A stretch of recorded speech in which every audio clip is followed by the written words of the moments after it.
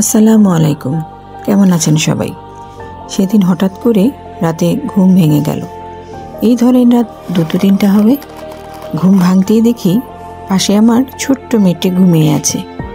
নরম শ্বাস, ছোট্ট মুখটা যেন জান্নাতের টুকরা। তাকিয়ে থাকতে থাকতে হঠাৎ বুকেটা আমার কেঁপে উঠল। ভাবলাম, এত ছোট একটা প্রাণ, এত নিষ্পাপ। সে তো জানেই না পৃথিবীর কত কঠিন, কতটা নিষ্ঠুর হতে পারে। ওর পুরো পৃথিবীটা তো আমি আর ওর মা। আমরা ছাড়া দুনিয়াতে আর ওর কোনো ভরসার জায়গা নেই।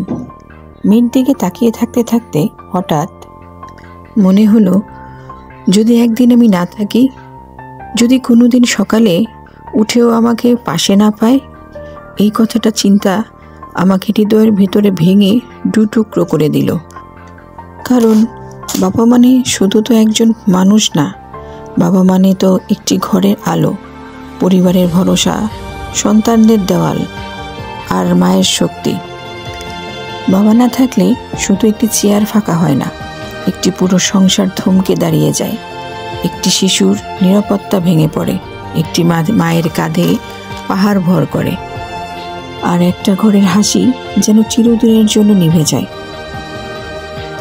আমি মেয়ের ছোট্ট হাতটা আলতো করে ধরলাম। ও জানতেই পারলো না আমার ভেতরটা কেমন কেঁপে কেঁপে উঠছে।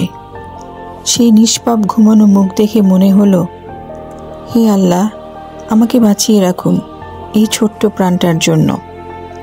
আমার মতো সব বাবাদের সন্তানের জন্য সুস্থ, নিরাপদ ও হেফাজত রাখুন। কারণ বাবা হারালে শুধু একজন মানুষ হারায় না, হারিয়ে যায় একটি শিশুর সাহস, মায়ের শক্তি আর একটা ঘরের আনন্দ। এই ছোট্ট বুকটাই তো আমার পুরো দুনিয়া। তার হাত ধরে রাখতে চাই যতদিন আল্লাহ আমাকে শক্তি দান করবেন আর হায়াত দান করবেন। ভালো থাকুক পৃথিবীর সব বাবারা। সন্তানের সাফল্য না দেখা পর্যন্ত যেন কোনো বাবা মায়ের মৃত্যু না হয়। ভিডিওটি ভালো লাগলে লাইক, কমেন্ট, শেয়ার করবেন। হয়তো আপনার ছোট্ট একটি শেয়ার কারো অনুপ্রেরণা জাগাবে। আর যদি ভালো না লাগে তাও দেখতে থাকুন। দেখতে দেখতে ভালো লাগা, ভালোবাসা হয়েই যাবে ইনশাল্লাহ। ভালো থাকবেন। ধন্যবাদ।